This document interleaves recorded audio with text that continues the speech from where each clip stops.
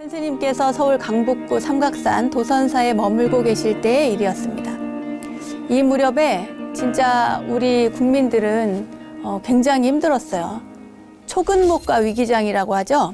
말하자면 풀과 나무 뿌리 이런 걸로 해서 그 껍질 같은 거 벗겨가지고 먹고 이렇게 해서 겨우겨우 연명하던 그런 시절이었거든요. 나라 사람들도 다 그런데 국민들도 그런데 스님들이라고 별 수 있겠습니까? 스님들도 너무 힘들었죠. 궁핍하기 짝이 없었습니다. 그래서 청담 스님께서는 도선사의 모든 수행자들은 아침에는 반드시 죽을 쑤어서 먹도록 했어요. 밥 먹지 마라 이거죠. 그리고 거기에는 또 조건도 있었습니다. 뭐냐면 자고로 예 스님들은 아침에 죽을 쑤되 그 죽에는 하늘이 보여야 하고 방 안에서 들여다보면 그 죽에 천정이 그대로 다 들여다 보일 정도가 돼야 된다. 무슨 말이냐면 그야말로 멀겋게 맑게 쓰라는 거예요. 되직하게 쓰면은 안 비치잖아요. 맑게 써야 그 하늘도 보이고 또 천장도 보이고 내 얼굴도 보이고 그렇습니다. 식량이 넉넉지 못한 세상이라서 절약해서 살자는 뜻이 담겨 있는 그런 당부의 말씀이셨지만 그보다는 글쎄 그것도 있겠지만 시주의 은혜가 얼마나 막중한가를 알려주시는 것 같았어요. 시주의 은혜가 막중하니까 쌀 한 톨이라도 소중히 여기라는 청담 스님의 가르침이 아닌가 싶습니다. 이렇게 절약과 검소한 생활을 몸소 실천하고 있던 청담 큰 스님이 하루는 도선사 뒷뜰 뒷뜰을 거니시다가 쓰레기통을 보게 됐는데 그때 거기서 콩나물 대가리를 하나 발견을 한 거예요. 청담 큰 스님은 그 콩나물 대가리를 주워 가지고는 공양간에 가서는 행자 생활을 하고 있던 그때 당시에 이제 지금은 해자 큰 스님이라고 도선사의 해자 스님은 굉장히 유명한 분이신데 그때 당시에 청담 큰 스님을 모시고 있던 행자였던가 봐요. 그래서 그 행자한테 이거 봐라. 누가 버렸는지는 모르겠지만 이 콩나물 대가리가 쓰레기통에 버려져 있었다. 이 콩나물 대가리를 내 너에게 맡길 것이니 반드시 내일 아침에 내 밥상에 반찬을 만들어서 올려라. 이렇게 시키신 거예요. 1960년대 도선사 바로 아래 계곡에서 있었던 일입니다.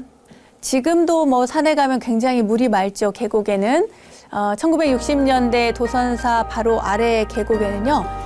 방금 손으로 이렇게 퍼마셔도 될, 이렇게 떠가지고 마셔도 될 그런 섬섬 옥수 같은 맑은 개울물이 사시사철 흘러내리고 있었습니다.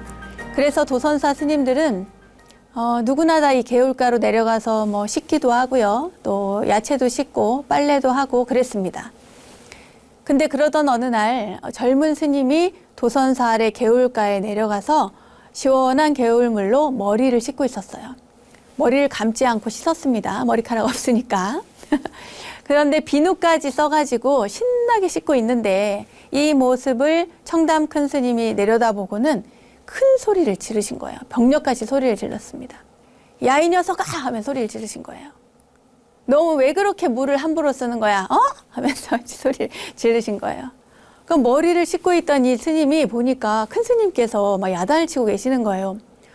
근데 자기는 억울하죠. 왜냐하면은 물이 막 흘러내려가고 있는데 요새같이 수돗물도 아니고 수도세 내야 되는 것도 아니고 개울물 흘러가는데 여기에 좀 씻었다고 야단을 치시니까 그래서 대꾸를 합니다. 뭐라고 하냐면 스님 이거는 그냥 흘러가는 개울물인데요. 이렇게 이야기를 한 거예요.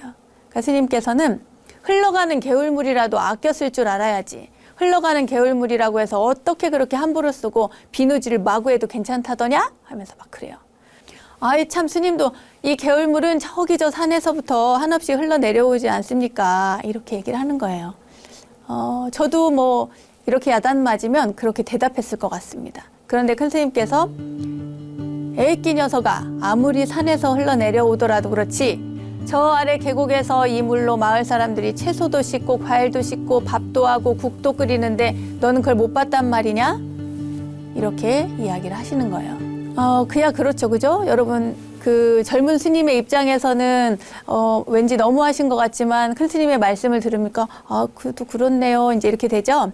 큰 스님께서 혀를 끌끌 차시면서 어째서 너희들은 내 눈에 보이는 것만 안단 말이냐.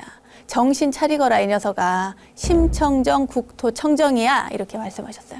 심청정, 마음이 청정해야 국토 청정, 국토가 청정하다는 거예요.